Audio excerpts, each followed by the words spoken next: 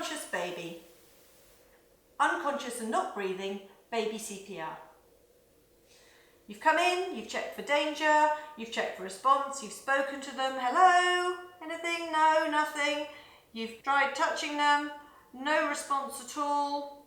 You then need to open the airway just to horizontal for a baby, remember, don't overextend the baby's airway. You then need to check for breathing, so you're holding the airway open because if they are unconscious they're going to be floppy. And you've got them breathing against your cheek, or if they were breathing, you'd feel the breath against your cheek. You're looking down the body and you are feeling for any chest movements. And you do that for up to 10 seconds, and there should be at least 2 breaths in that period. If there's less than 2 breaths and it isn't normal breathing, then you would start CPR. If they're unconscious and it was normal breathing, then you would be putting them in the recovery position. So unconscious, not breathing, you're now going to start CPR, cardiopulmonary resuscitation, heart and lung resuscitation. So what you are doing for a baby or for a child is you're breathing into them first because you need to re-oxygenate them.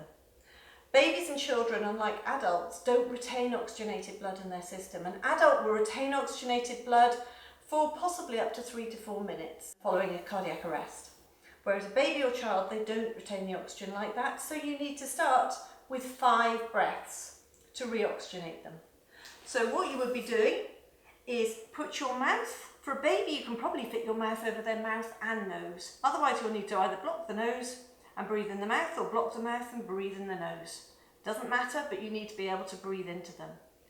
And you need to ensure the airway is open, so head to horizontal, and you need to breathe in 5 breaths. Their little lungs are about the size of a tea bag, so you're just going to do a puff of your cheeks in order to inflate the chest. If the chest isn't inflated, you probably haven't opened the airway enough, okay? So you should be able to see the chest rise as you breathe into them.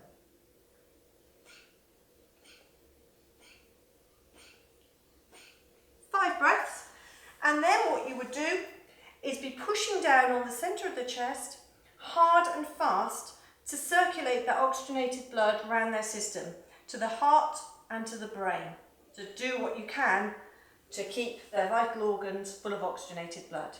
So you can either do that with 2 thumbs, which is the way I prefer to do it, or 2 fingers, or even 4 fingers if you need to, in order to be pushing down by 1/3 of the depth of the chest.